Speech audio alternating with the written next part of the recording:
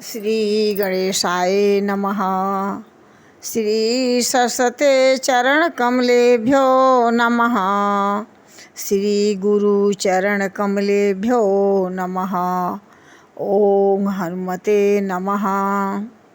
गुरु ब्रह्मा गुरु विष्णु गुरुदेवो महेश्वरः।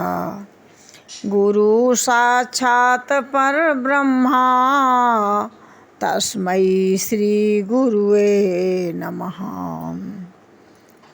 सकल दुआरे छोड़कर आए तुम्हारे द्वार, पुष्पांजलि अर्पण करूं, ग्रहण करो महाराज।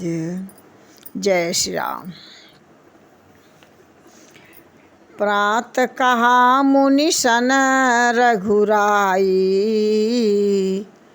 निर्भय यज्ञ करहूँ तुम जाई।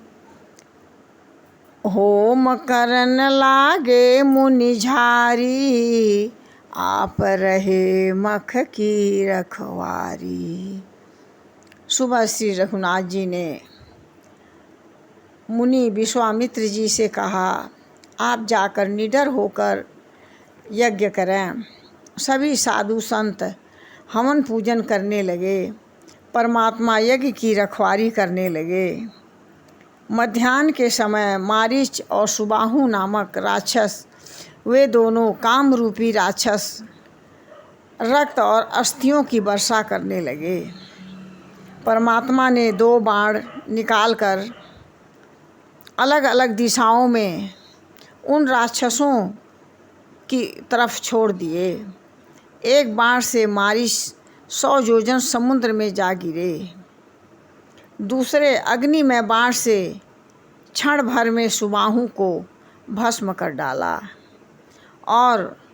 और भी उनके अनुयायी थे, सबको तुरंत ही लक्ष्मण जी मार डाले। पावक सुर सुबाहु पुनि मारा, अनुज निशाचर कटुक संहारा। मारी असुर द्विज निर्भयकारी, स्तुति करहूँ देव मुनि झारी। ब्राह्मणों को निर्भय कर दिया। जितने साधु संत सभी लोग निर्भय हो गए। शांति यज्ञ पूजा और हवन करने लगे। परमात्मा ने सभी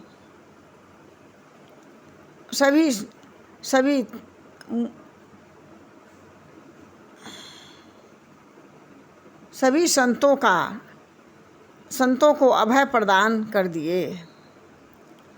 तब मुनि सादर कहा बुझाई, चरित्र एक पुनि देखऊं जाई। धनुष यज्ञ सुन रघुकुल नाथा, चले हर्षि मुनिवर के साथा।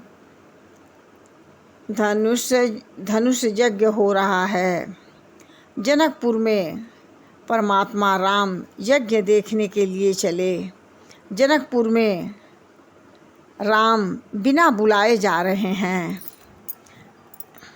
जिसे भक्ति प्राप्त हो गई है, उसके यहाँ परमात्मा बिना बुलाए आते हैं। भगवती सीता भक्ति है, वह जनक जी को प्राप्त हो चुकी हैं। इसलिए राम ब्रह्म हैं, बिना बुलाए जा रहे हैं। परमात्मा को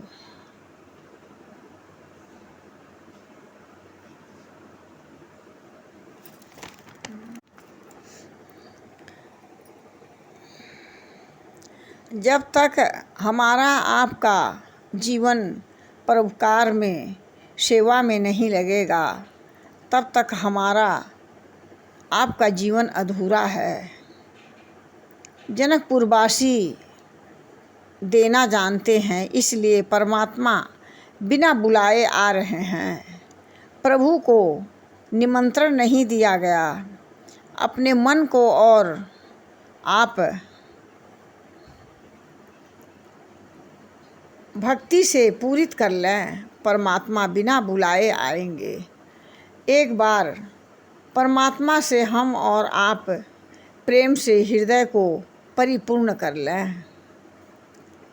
चले राम मुनि, चले राम लक्ष्मण मुनि संगा, गए जहाँ जग पावन गंगा।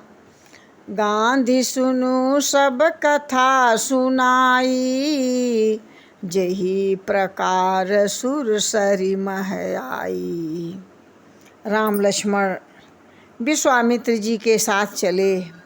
वे वहाँ जहाँ जगत के पवित्र करने वाली गंगा जी थी, गंगा जी का अवतरण की कथा सुनाई। विश्वामित्र जी ने गंगा अवतरण कथा विस्तार से सुनाए। दोनों भाइयों ने श्रद्धा से सुने। तब ऋषि निज नाथ ही जिय, चिन्ही विद्या निधि कहु विद्या दीन्ही। जाते लागन सुधा पिपासा, अतुलित बल तनु तेज प्रकाशा। तब ऋषि विश्वामित्र ने परमात्मा को विद्या का भंडार समझते हुए प्रभु को पूर्ण करने के लिए ऐसी विद्या दिए, भूख प्यास न लगे और शरीर में अतुलित बल और तेज का प्रकाश हो। प्रतिदिन शरीर में वृद्धि हो, घटे नहीं, ऐसा विद्या दिए। देव नदी गंगा जी पृथ्वी पर अवतरित हुई।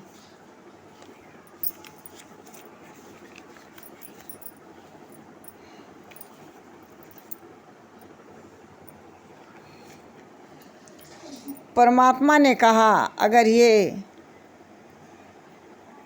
हाथ गुरु की सेवा के काम ना आए, भगवत सेवा के काम ना आए, दीनहीन गरीब की सेवा के काम ना आए, तो फिर इसका अर्थ ही क्या है।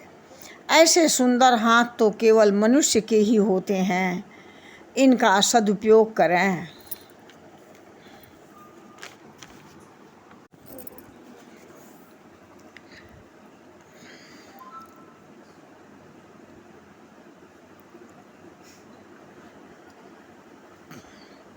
तात जनक तन्याय सोई, धनुष जग तेहि कारण होई। पूजन गौरी सखी लय आई, करत प्रकाश फिरई फुलवाई। हे तात, यह वही जनक जी की कन्या है जिसके लिए धनुष यज्ञ हो रहा है। सखियाँ इसे गौरी पूजन के लिए ले आई हैं। फुलवारी में प्रकाश करती हुई फिर रही है। पूजा की नियतिक अनुरागा, निज अनुरूप सुभग बर मांगा। पूजा पाठ में जप तप में अनुराग चाहिए, तो आपके हमारे इष्ट में चमत्कार आएगा। एक सखी गुरु के भूमिका में है। ये जीव को ईश्वर से लखा देती है और अलग हो जाते हैं। लोचन मगउर आनहि, लोचन मगरा महिउर आने। दीने पलक कपाट सयानी। जब सिय सखी प्रेम बस जानी, कही न सकही कछु मन सकुचानी। नेत्रों के रास्ते परमात्मा को हृदय में बसाकर चतुर शिरोमणि जानकी जी ने पलकों के किवाड़ लगा दिए, यानी नेत्र बंद करके उनका ध्यान करने लगीं। सखियों ने देखा माँ सीता जी प्रेमवश उनका ध्यान करने लगीं। सखियों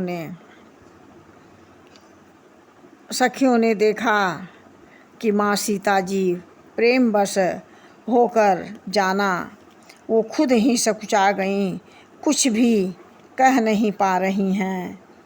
परमात्मा ने कहा, लक्ष्मण, यह जनक पुत्री है,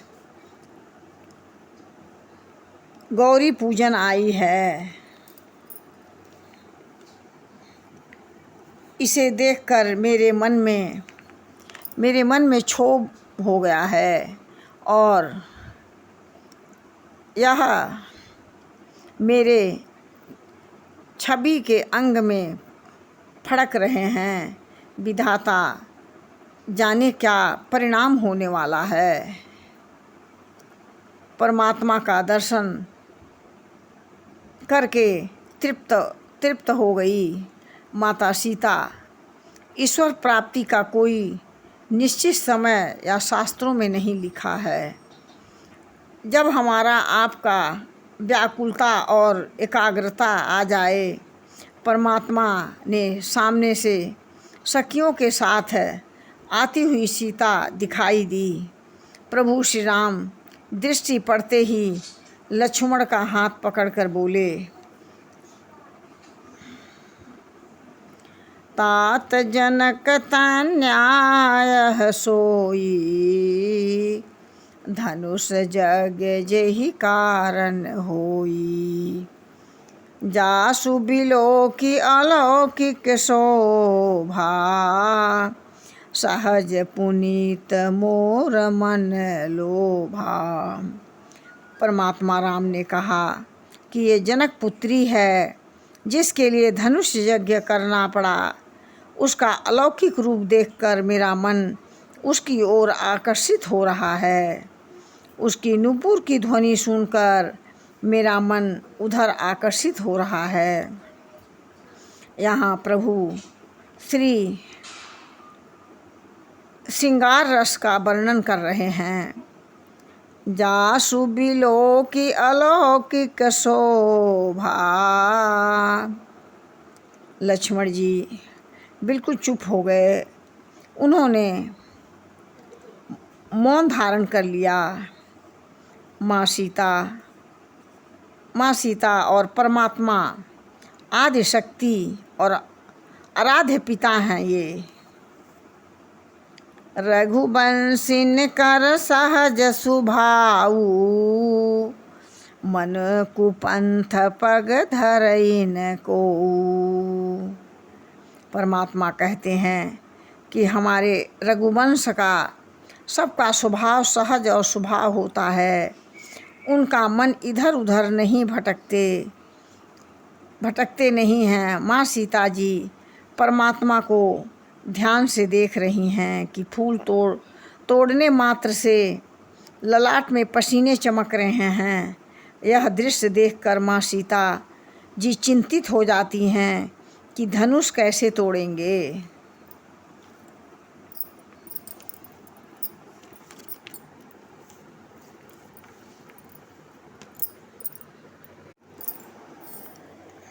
माँ सीता अति व्याकुल हो जाती हैं। जय श्री राम।